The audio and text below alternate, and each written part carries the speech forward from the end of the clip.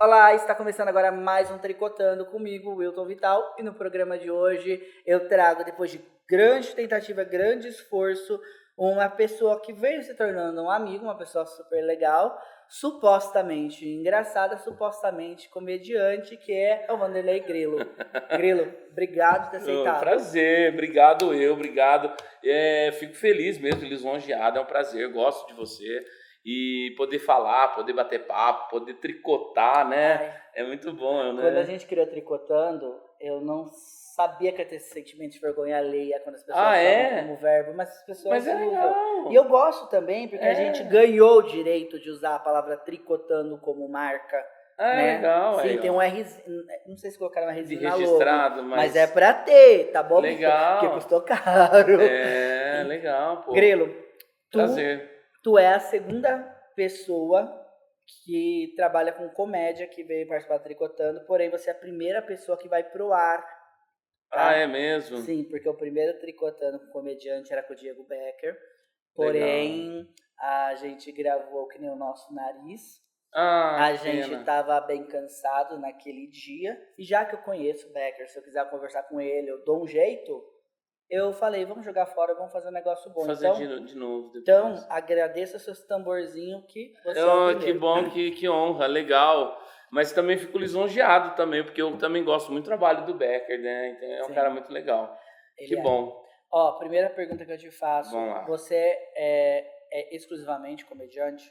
Atualmente eu sou ator, eu sou formado em artes cênicas, né? Sou ator de formação e sou humorista, né? E aí, na verdade, eu trabalho como produtor e humorista, né? Tem a diferença do comediante e do humorista, que é uma coisa muito louca, né? Eu tava no Bexiga Comedy Club de madrugada, conversando com o Marcos Rodolfo. E eu tava tentando explicar a diferença de comediante e humorista, eu parecia muito louco. Eu tava também muito bêbado. Tá. Então, talvez eu tenha explicado. Mas sim, gente, na prática, gente, comediante, ele faz comédia. E o humorista, ele discute o conceito de humor. E a gente acha que o humor é sempre engraçado. Mas, na verdade, o humor, ele é uma manifestação de sentimento. A gente usa a comédia Exatamente. Humorista... Humor pode ser o mau humor, né? Exato, as pessoas esquecem. As pessoas não entendem, né? Sim, e a reação do drama é Isso. também um tipo de humor. Humor que vai pro lado do drama. A catarse do público depende muito do que o emissor transmite, né? Sim. Mas então, assim, depois eu falo, comediante, ator, humorista, troco chuveiro elétrico, faço divulgação. Então, a gente que é artista... A gente tem que meio que se autoproduzir hoje em dia para conseguir sobreviver. Mas agora eu queria só entender uma coisa. Hoje você falou, eu sou produtor. Você produz seus próprios shows. Isso, exatamente. Você produz de outras pessoas às vezes, né? Não, assim, já há muitos anos já não produzo de outras pessoas. Eu trabalhei muito tempo viajando com espetáculo teatral, e aí no espetáculo que eu era do elenco. Daqui? Não, de São Paulo. E aí, só que a gente viajava. E aí eu produzia também. Tinha eu mais um outro ator, os dois faziam produção e a gente também estava no elenco. Aí depois, quando deu a pandemia, acabou o espetáculo e eu fui montando o espetáculo meu de stand-up, e aí eu me autoproduzo. Mas assim, não faço produção para os outros. Assim, atualmente eu viajo com a minha comédia. É porque você tem uma agenda. Mas agora, o que me perguntou tu, a gente vai descobrindo sobre as pessoas na hora, né? Ótimo. Aqui a gente tenta evitar a pauta prévia, né? A gente nem combinou nada mesmo. E agora, vamos lá, vamos fazer um mapinha aqui. Então você não era araraquarense? Não, eu sou araraquarense. Você era araraquarense? Eu sou araraquarense. Eu estudei até o 3º colegial aqui e fui morar em São Paulo para fazer faculdade. Certo. Você fez arte cênica direto? Eu entrei em rádio e TV, estudei 6 meses, não gostei, tranquei e fui fazer artes cênicas. E aí fui fazer artes cênicas, aí terminei, e no processo, finalizando o curso e tal, eu acabei depois indo já começar a trabalhar, fazer espetáculo. Aí fiz toda aquela vida de montar espetáculo infantil, fazer teatro escola, teatro empresa. Eu queria perguntar, o seu teatro, você trabalhou com teatro comercial? Não, trabalhei com teatro comercial, com teatro de graça, Só que aí chega uma hora que você fala, não dá para viver de amor à arte, né? Isso daí é uma grande ilusão, né? E aí você começa a procurar companhias que trabalham De forma comercial. de forma comercial e de maneira assim, que tem uma coerência onde você possa exercer a profissão. Então assim, eu nunca tive carteira assinada em nenhum segmento que não fosse de artes cênicas. Trabalhei no Hop Hari, uma época, fui ator do Hop Hari. Você fazer qual? Eu entrei para fazer a Hora do Horror. Na verdade, eu fazia a Blitz da Hora do Horror. Então Aquele que é nas escolas? em São Paulo. Então, Sim. era assim, durante a semana, a gente ficava visitando as escolas, fazia o litoral, a Grande São Paulo, algumas cidades do interior. E aí, quando acabou a Blitz, precisava de atores no parque. E aí, a gente foi pro parque para fazer a Hora do Horror no parque. Isso foi 2000 e... Eu estava terminando a faculdade agora, 2000 e... Cara, vou ficar perdido aí. Mas logo em seguida surgiu um teste para entrar e trabalhar nas apresentações do Teatro de Caminda. Sim. E aí eu fiz teste. Aí eu entrei no Teatro de Clap Clap primeiro. Clap é o infantil. O infantil, para fazer os infantis. A gente fazia vários. Ainda era Sésamo ou já era Looney Tunes? Não, era Sésamo, Vila Sésamo. E aí fazia Vila Sésamo e tal. Só que aí logo em seguida eu entrei numa companhia para viajar com peça de teatro adulto. E aí eu achei mais minha cara, assim, né? Mas eu cheguei a fazer bastante coisa, fazer animação. Aí você tá lá no parque, é o seguinte, tá para jogo. Aí tá com muita fila, ó, vamos ter que fazer cena lá no... Era uma loucura. Aí pega o rei Isso. E a rainha agora. E aí você vai ser um elfo que não sei o que, aí vai ser não sei o que lá. Anda de perna longa no sol de 42 graus. Mas era legal, por quê? Porque te dava muita cancha, te criava uma casca e você era registrado como ator, trabalhava como ator, então já era ali um primeiro passo você trabalhando como ator, né? E aí, nesse meio tempo, voltei para São Paulo ali, né, para poder ficar na companhia e viajando. E ali comecei a fazer participação no comercial, participação no programa humorístico aqui, participação em alguma coisa de TV ali. Nossa, que insuportável. É terrível, mas você quer estar ali, né? E aí, você era tipo um anão da Record. É quase isso. Entendi. Porque você começa a fazer ali, tem uma participação na Praça é Nossa, vamos fazer. Tem uma participação, agora pintou lá, tem um programa que chama, esqueci agora, lá do SBT, que tinha surgido, até a Dani Calabresa fazia. Você tá falando aquela cópia The Office? Não era bem cópia, era um que tinha o Marquinhos do que, a Vivi Fernandes. Eu sei que durou nada, sei né? lá, 8 meses. Era sem controle. Sem controle. Isso, aí gravei sem controle, gravei vários assim, e era legal, porque eu tava gravando como ator, mas era esquete de humor, entendeu? Aí pintava lá, tem uma participação pra fazer num programa lá na Diarista, na Globo, vai pro Rio, vai fazer, 2 falas, mas vamos fazer. Por quê? Porque vai te dando aquela oportunidade de conhecer gente, de repente se encaixar em alguma coisa, mas eu tinha companhia que eu viajava com teatro, eu viajei 19 anos com essa mesma produtora. 19 anos. Consecutivos, até a pandemia. De quando eu entrei até 2019, eu viajei 19 anos consecutivos com eles. 18, eu acho. Mas assim, só parou por conta da pandemia. Aí quando voltou, que a pandemia começou a melhorar, eu já estava fazendo aqui no Corleone algumas apresentações de stand-up, eu já estava afinando o meu texto. Foi nisso que a gente se conheceu. E foi aí que a gente se conheceu e tal. E aí eu comecei a montar um espetáculo para eu viajar, para eu me autoproduzir, para eu poder trabalhar com isso. Porque eu falei, ou eu trabalho para mim e consigo sobreviver de arte, ou eu vou ficar eternamente caçando grupo de teatro, ou então tentando. E aí, como eu já tinha estudado stand-up, estava gostando, estava aprendendo, já fazia stand-up paralelo a isso, já conhecia algumas pessoas de stand-up, já tinha feito participações nesse meio tempo. Aí montei o Brasileiro Tem Que Ser Estudado. Por que você escolheu esse nome? Então, eu pensei, cara, eu não sou famoso. Eu tenho que ter um espetáculo com um nome que, na hora que eu for divulgar, as pessoas vão falar, pô, legal, esse tema de repente me chama atenção para ir assistir. E tem uma já certa na- sensação de conhecimento, porque é uma frase. Não, porque na internet já rola essa Sim. coisa. Agora a NASA vem. Já É. tem essa zoeira, esse meme que rola. O Sim. brasileiro não tem limites, a NASA vem. Nanana. Falei, então tem que montar um show que vai ter. E começou a coincidir com coisas que eu já falava no meu texto.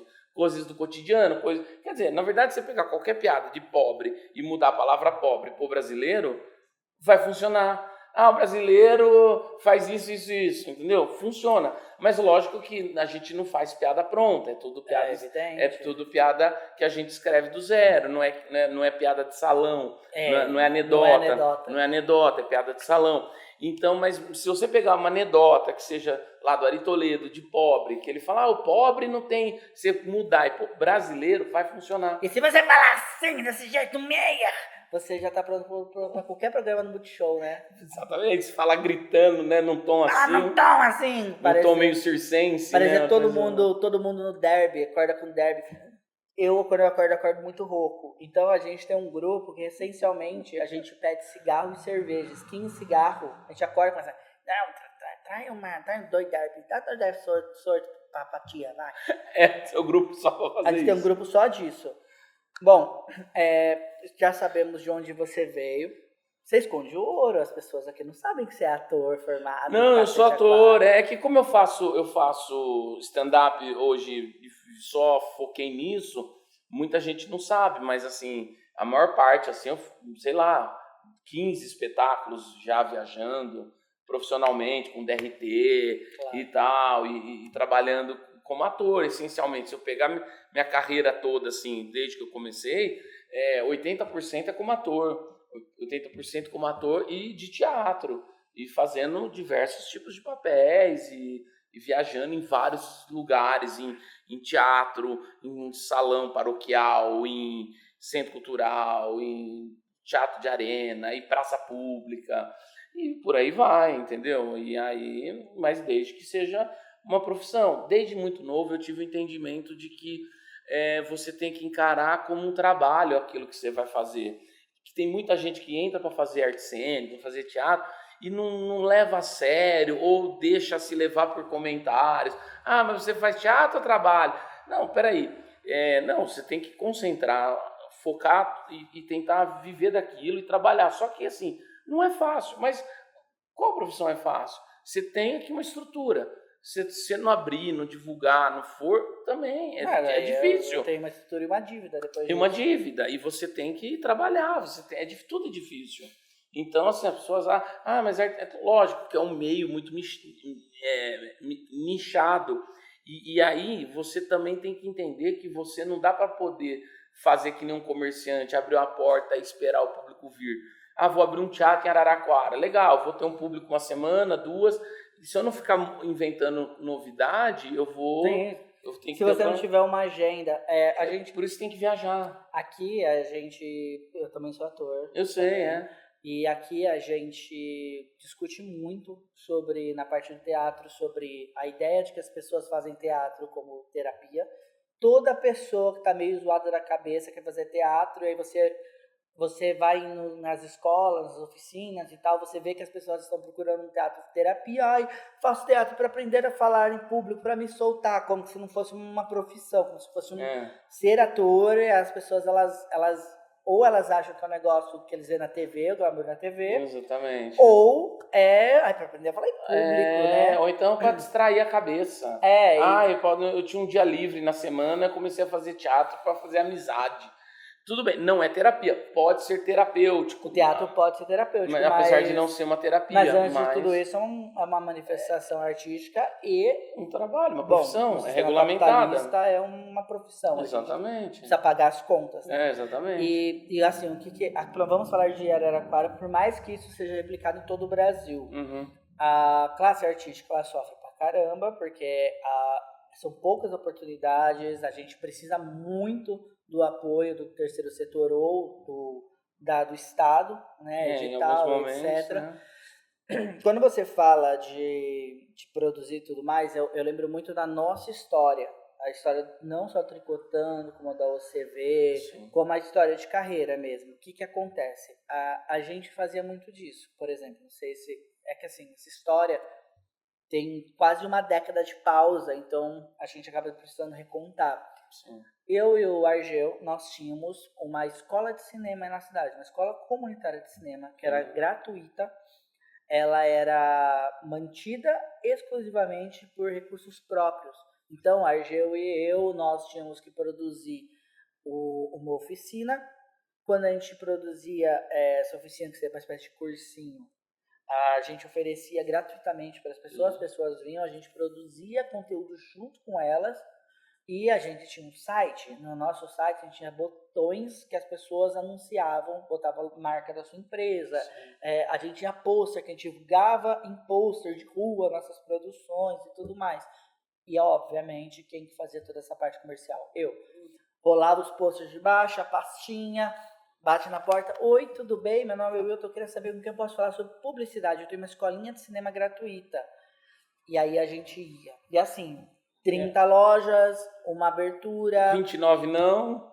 E aí você aquela construindo coisa, né? uma carreira e tudo mais. Mas ó, é o seguinte, minha boquinha tá seca. Eu vou pedir uma coisinha pra gente beber. Então a gente volta em 1 minutinho, com um pouquinho mais de conversa, eu volto com esse assunto, Você tá que bom? manda.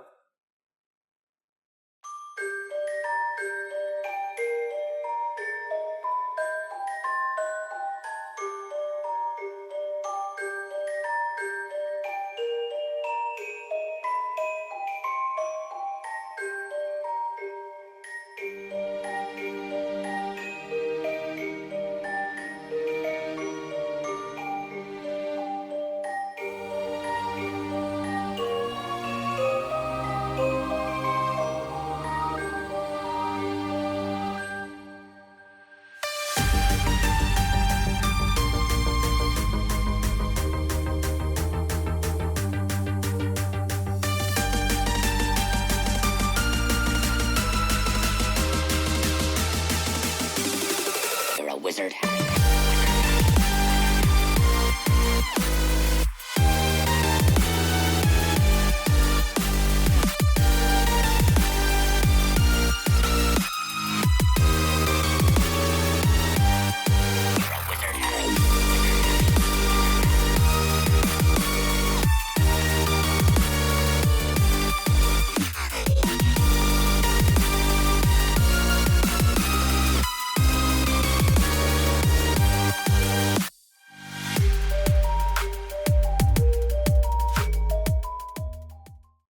Estamos de volta com um pouquinho mais tricotando. E agora, ó... Devidamente servidos com esse frappuccino maravilhoso. Agora vai virar aquele negócio, eu vou discursar pra caramba, depois eu vou começar a comer, você vai discursar pra caramba. Aí você come. Não, e não sei se pega na câmera, mas ele brilha. Sim, ele tem um glitter. brilho, ele tem um glitter, um negócio. Então meu filho, bem aqui legal. na Tanuki a gente soca glitter em tudo. É mesmo. Até eu, às vezes, as pessoas falam assim, mas às vezes você vai embora de bicicleta no escuro, não tem lanterna, não tem nada. Eu falei, E o não tem glitter? problema. A luz vai batendo, você vai fazendo uns pontos assim. E o glitter não conta, né? Pois é. Ó, nós estávamos antes do intervalo Verdade. falando sobre produção, sobre a ideia de se produzir. Ó, para resumir para vocês, que a gente conversou muito com as câmeras desligadas, a gente falou sobre como funciona fazer uma produção aqui na cidade, como faz no interior e tudo mais. É um papo legal, mas um papo vai ficar para outra hora, senão a gente está ferrado. E fica um papo muito específico também, né? Às vezes eu acho que acaba caindo nisso. Agora me fala uma coisa, sobre o... Você já me falou, já está há pouquinho tempo, né, fazendo o seu solo. Solo. Termo engraçado, né? Engraçado, né? Eu tenho um certo medo de usar o termo solo, né? Que dá uma coisa, cria uma importância. Eu falo, não, eu tenho lá uma apresentação que eu faço, então vamos, eu tenho um show ali, um espetáculo, mas vamos solo. pagar de humilde então. Você já fez aberturas? Já abriu para comediantes? Para alguns. Cara, curiosamente, como eu viajava muito com os espetáculos teatrais enquanto eu estava começando a fazer stand-up, eu não conseguia fazer muita abertura às vezes, antigamente, porque no final de semana, onde rolava, vai rolar, pode fazer uma abertura aqui, sei lá, Patrick Maia, eu estava com a apresentação. Mas eu já fiz pro Bruno Mota, Fiz pro Pateta, pro André Pateta, até Sim. quando ele esteve aqui em Araraquara. Cara, pro Luciano Guima. Pro Guima. Fiz, cara, uma galera, pro Becker eu já fiz, que é um cara sensacional, e que as pessoas não têm noção, né, de fazer um Não. parênteses, né, já que a gente falou dele, as pessoas não têm noção de como o Becker tem um time de comédia, como ele é engraçado, porque às vezes ele faz aquele personagem dele, né, a Talayala, né, e o pessoal acha que é só aquilo, mas assim, ele domina uma plateia de uma maneira, né, que é absurdamente legal, O que impressiona né. no Diego para os íntimos, o que impressiona no Diego pessoalmente, assim, é que ele é uma das pessoas que mais consegue segurar um ao vivo. Ele conversa com qualquer pessoa sobre qualquer assunto. É muito engraçado. Ele é um personagem. Ele é E ele é muito talentoso, impressiona. Agora ele tá em cartaz, né?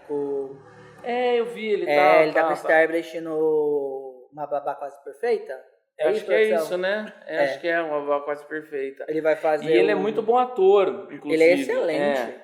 Ele andou fazendo uns filmes, né? Andou fazendo Sempre algumas coisas, né? Sempre fez. Mas eu acho que agora pro streaming, né? Andou fazendo umas coisas. Então, o cara assim da comédia mesmo, né? Que se dispõe a fazer. A galera às vezes via ele no Pânico e achava que era... ele faz aqui a Paola Caçarola, né? Nossa, Caçarola. Então era assim, às vezes acho que é só aquilo. Então, assim, parênteses do Becker. Mas já fiz pro Jansen, a abertura. Mas você só tá falando nome bom.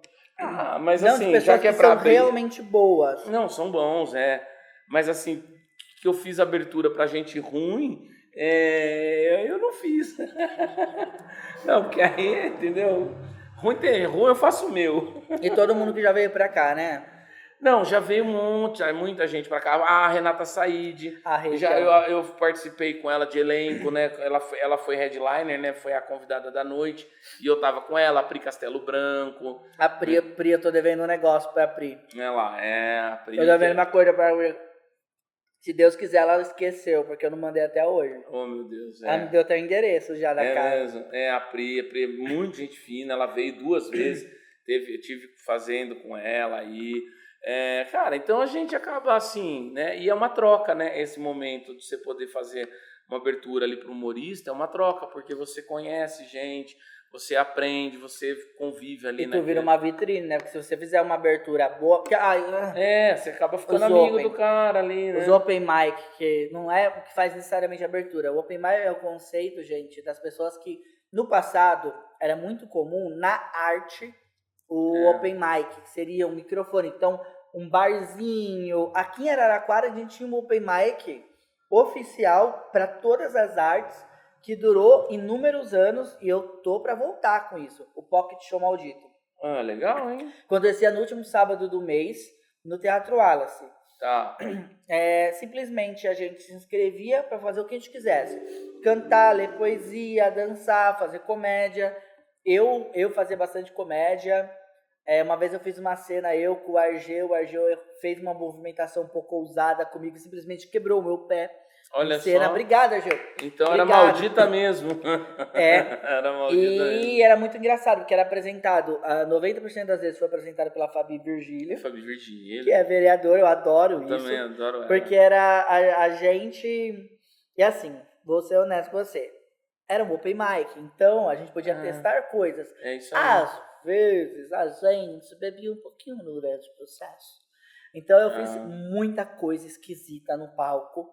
E era muito divertido, que a plateia ou ela ria muito, ou ela vaiava. Legal. Bom essa manifestação também, quando a plateia tem essa liberdade, né? Sim, pra se mas também é manifestar. porque era o caos. O Pocket Entendi. Maldito era maldito, que era depois da meia-noite, as sessões malditas. E o Open Mic, hoje a gente fala muito do termo Open Mic na comédia. Que são as pessoas que pedem pra tentar fazer deixa eu fazer um minha primeira apresentação, né? Meu primeiro 5 minutinhos, eu não tenho moral ainda pra fazer parte de elenco, ou pra ter meu próprio show. Então eu vou fazer só aproveita que eu tô tagarelando horrores. Vou aproveitar, porque tá realmente...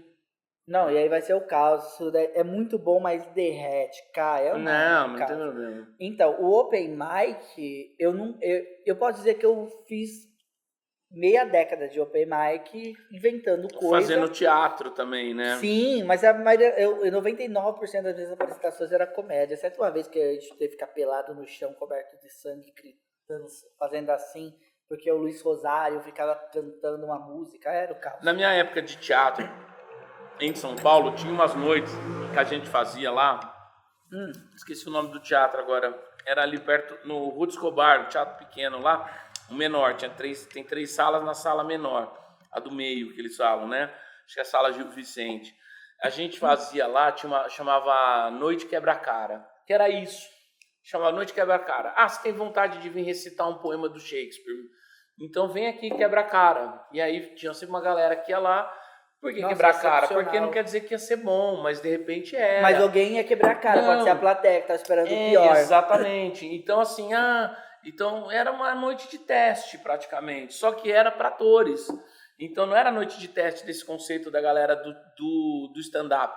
Era uma noite de teste para a galera do teatro. Então você encontrava, às vezes, atores iniciantes que se inscreviam. E do nada tava, às vezes, um ator, um figurão lá, o Emílio de Biasi, que queria fazer um negócio. E o cara, ele falou, não, eu tô testando porque eu tenho uma interação com a plateia no meu espetáculo, eu quero aproveitar esse momento e conversar com o público para ver se funciona umas coisas. Não, se eu acho, cara, era legal demais. E assim, era uma galera que ia ficando amiga, e depois saía, ia ali na Bela Vista. Então, esse era o grande aprendizado, era o depois, era o pós, né? Porque você saía de lá e acabava encontrando com a galera, e essa troca de informação era mais valiosa do que a própria apresentação. Aqui era a gente 2 da manhã, 3 da manhã no Habib's. E eu vou te falar, hoje eu posso te dizer, eu sempre brinco muito, que se você é artista de Araraquara e tem mais de 32 anos, eu conheço você. E eu conheço você por causa disso. Então. Por causa de Semana Luiz Antônio em 2007. E você transita, né, muito bem nos lugares, conhece todos os points. Sim, o negócio é... Cara, já que você falou de transitar, gente, o negócio de transitar é chegar num lugar, conhecer as pessoas, ser legal com as pessoas, atender as pessoas bem, arrumar um jeitinho ou outro de contar rapidamente sobre um pouquinho do que você faz, um minutinho do que você faz, ser legal com as pessoas, vai para outro rolê, não chega num lugar menosprezando, chega, se você tem condição de colaborar de alguma forma, tanto que, já que a gente está falando disso, eu comecei a frequentar os shows de stand-up do Corleone, incentivar o Gui, até tô falando com ele, vamos voltar com isso daí. E justamente porque eu vou lá, eu vejo as pessoas fazendo os números delas, tem gente que é muito boa, tem gente que não é, tem gente que é muito original, tem gente que nitidamente surrupiou ou adaptou o texto dos outros, segue o jogo, cada um sabe quem é cada um, né? A gente já fez bastante fofoca. Você a gente já fez bastante fofoquinha. Você sabe, né? E isso sempre foi assim. Você não é um open mic, a gente já sabe disso. Inclusive... mas já fiz muito open mic, né? E tem uma cena de open mics em São Paulo hoje em dia, que na verdade o cara já não é mais open mic, mas para ele poder se apresentar, ele fica ainda se valendo disso para poder frequentar o Clube do Minhoca, os points onde vão receber ele. Hoje a gente tem uma vantagem. Eu falo muito do Minhoca e do Bexiga, porque o Bexiga eu conheci, porque a gente fizemos um encontro lá, não estava aberto, foi o caos. Foi extremamente divertido, foi legal, foi o caos e terminou 6 da manhã. Não, só posso falar até essa parte. Tá bom. Não, mas não tem coisas pecaminosas. E o Minhoca, por causa da época do Minhoca Rádio Show, eu fiquei bem mais próximo da galera, tive meus altos e baixos, tá? Tem pessoas ali que gostam bastante de mim, pessoas que não me suportam, mas é a vida. E aí, uma coisa que eu vi crescendo, assim, a distância em São Paulo, que eu acho muito legal, as pessoas estão finalmente entendendo noite de elenco rotativo. Isso. Não no nível que tem no Renaissance, com comédia ao vivo, que acaba fechando em comediantes que tem uma bagagem, uma reputação bem consistente e vão fazendo o trabalho deles, que acabou, né, o Comédia ao Vivo. Meio que... Né? Meio que acabou. Tem, mas o Luiz França não tá, aconteceu umas teve coisas, uns né? rolê. Teve uns, não sei lá, mas tá rolando. E aí tem, por exemplo, o de testar o Domingo Atacadão no Minhoca, que tem Não, sempre. sensacional. E a arte deles, eu adoro a arte deles, do Atacadão no Sim, Minhoca. mas isso daí é nóia do Patrick. É lógico, Ele foca muito nisso. E já que a gente tá falando nisso, eu não tô mais nos grupos de comediantes de São Paulo, porque eu precisei reduzir o meu alcance para pensar melhor, tive que cuidar da minha saúde e tal. Mas uma coisa que a gente vê muito, por exemplo, no Minhoca, que eu acho incrível, é o Patrick, ele cria livro, ele apoia livro de comediante, então ele cria a Banca do Minhoca, aí ele ajuda a editar, tem um pessoal ali, aí ele tem o show, aí ele cria a banda dele, aí ele tenta sempre fazer uma integração de comediante na banda, ele vende o lanche do burger ali do lado. Hambúrguer lá do lado. E aí você olha pro Patrick e fala, o Patrick teve uma época que ele fez o velho, inventou um personagem do velho. Com aquela E máscara. ele tá nem aí, agora ele tá com o Chevetal, que é no Chevette dele. Ele é um dos caras mais criativos, né? E sabe, mas assim, claro que o Patrick é criativo, ele vai chegar nele. Patrick, você é criativo, tá? Eu juro. Você é criativo, eu adoro você nessa questão. Mas sabe o que ele tem que as pessoas não têm? Ele é insistente. Ele persiste bastante. Que é outro rolê que a gente fala muito, que a gente tem poucas pessoas aqui na cidade. Eu me coloco como dessa, que a gente é insistente. A gente... Aqui é gravado na Tanuki. Gente, a Tanuki é um projeto 360, uma cafeteria com um monte de coisas e tudo mais. A gente tem uma lojinha esotérica, a gente tem uma lojinha geek, mas eu também trabalho com publicidade. Ontem eu estava cobrindo como jornalista um debate eleitoral e assim vai. Sim. Eu quero ser comediante, eu quero atuar profissionalmente como comediante. A gente produz filme, a gente produz documentário, a gente produz tudo. Por que eu falei tudo isso? Porque a maioria dessas coisas que eu acabei de contar não dão certo. Ou não dão o suficiente para uma pessoa que trabalha só com publicidade se pagar, uma pessoa que trabalha só com mais pagar. E o Patrick, ele faz esse rolê. Ele faz tudo e a gente não sabe, às vezes, o que tá dando certo ou o que tá dando errado, ou só vê o que tá dando certo depois dele já ter tentado umas 10 coisas, e assim, você também vê muito claro que ele tá sempre criando sociedades e novos conexões, né? Por quê? Porque você precisa manter a chaminha. E o Minhoca, ele é resultado disso. E é bem legal ali, né? É uma atmosfera, um microcosmos ali que rodeia ali, que é muito legal, né? Uma coisa assim que é legal de você falar, e pegando carona nisso, que eu até caiu minha ficha de quando que eu falei assim, eu vou dar uma pausa nos espetáculos teatrais e vou focar no stand-up. Ótimo. Por quê? Eu comecei a viajar com peças de teatro e eu comecei a perceber que quando eu fazia divulgação dos espetáculos, eu estava viajando com uma comédia teatral. Então eu entrava num comércio com um panfleto e falava, olha, vai lá assistir um espetáculo de comédia teatral, vai ter uma comédia teatral sábado, domingo, sei lá. Eu comecei a notar que algumas vezes, mas começou a aumentar muito essas vezes, as pessoas pegavam o panfleto na mão e falavam, olha que legal, amor, vai ter stand-up. E não era stand-up, era uma peça de teatro de comédia.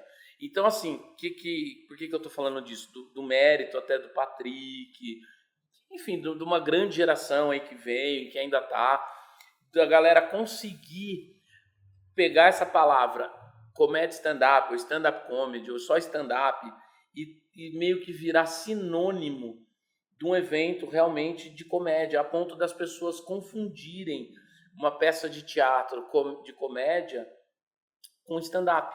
E eu falava, não é stand-up, é uma peça de teatro.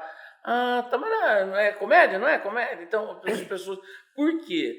Porque a internet, a mídia, o stand-up, eu acho que ele se adaptou muito bem a esse tipo de formato. Por quê? Porque o humorista, na maioria das vezes, paradinho, com o microfone, então a imagem é boa, o áudio é bom, não tem aquele monte de movimentação.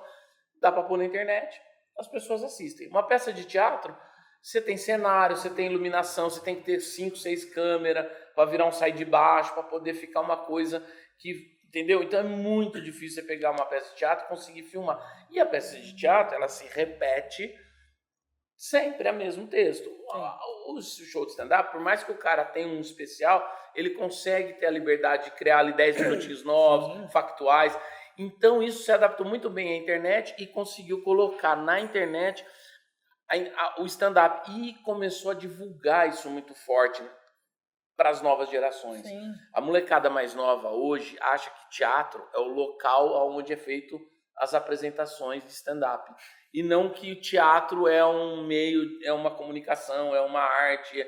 Não. Lógico que o teatro também é o teatro municipal, é o local, mas eles entendem muito que a peça de teatro, muitos, você pegar essa geração nova, não consegue, infelizmente até, não consegue associar a um espetáculo teatral a um evento. Enfim, eles não têm mais essa percepção porque não frequentam. E a vida deles é TikTok, é Instagram, e variavelmente isso aparece ali. Então foi aí que virou a chave para eu poder entrar.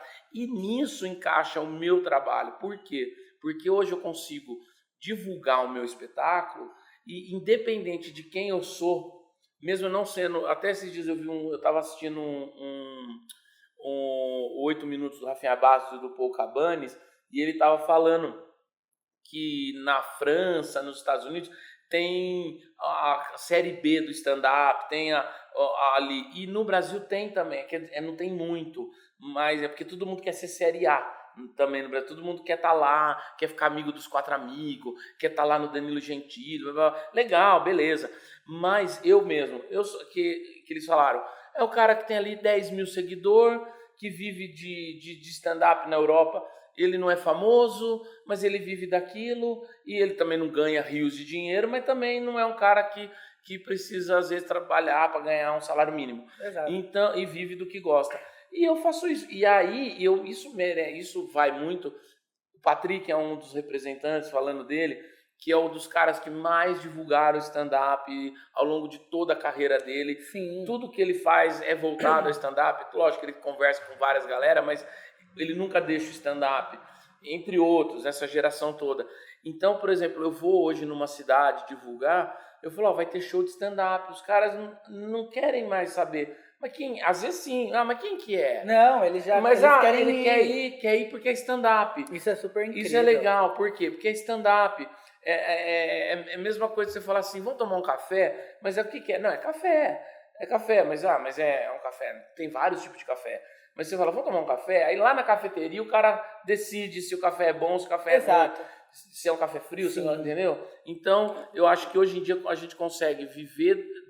Quem quer, né? Quem tem essa força de vontade, que nem você falou, de ir pôr a pastinha embaixo do braço, de viver do stand-up sem ter que necessariamente ser um cara que tem 1 milhão de seguidores e se trabalhar, lota um teatro e divulga o trabalho, enfim. Perfeito. Olha, temos muitas coisas em comum e temos 3% de bateria. Então, eu pessoal, tenho 90% ainda de café para tomar. Pessoal, obrigado por assistirem. A gente volta em breve. Você volta? Eu volto. Então, me convida que eu venho. De volta mais com o Tricotando em breve, porque é tricotando que a gente se entende. Tchau, tchau. Valeu.